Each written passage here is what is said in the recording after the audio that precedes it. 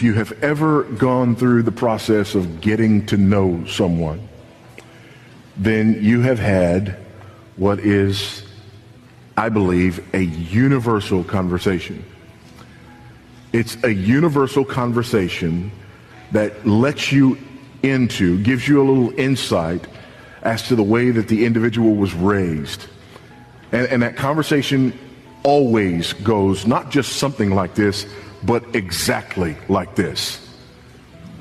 I remember the time when I was a little boy or a little girl, and I remember my mother or my father had told me or us that we were never to go to X, or that we were never to touch Y. And being kids, we felt like that was exactly what we needed to do. So we went to X, knowing that we weren't supposed to, or we touched Y, knowing that we weren't supposed to.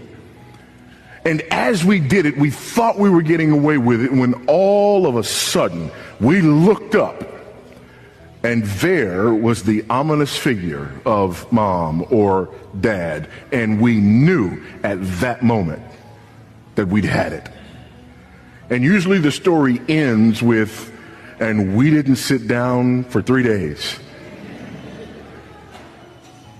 I don't care who you are, you've had not a conversation like that, you've had that exact conversation. In fact, you've probably told that precise story.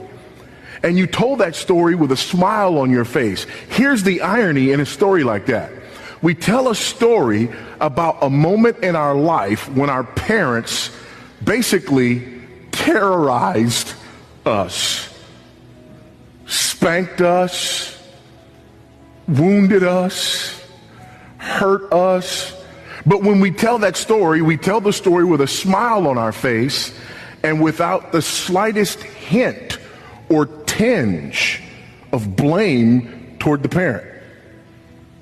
Because we know that they were absolutely correct in bringing the justice that they brought to us in that moment. And that the justice that they brought was not only absolutely correct, but that it was warranted. And beyond being correct and being warranted, it was necessary. It was warranted. It was correct. It was necessary.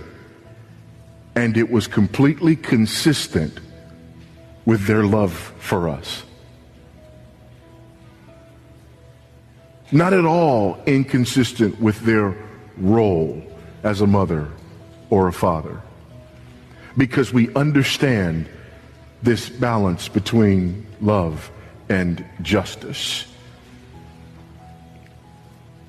It's unfortunate, however, that oftentimes we do not see this or appreciate it in our Heavenly Father. And because we don't see it or appreciate it, I believe we don't have a full-orbed understanding of or appreciation for God's worthiness to be worshiped. But here in Revelation chapter 5, we get a picture of that worthiness to be worshiped with the Lion who is the Lamb, who is worthy. Worthy is the Lion and the Lamb.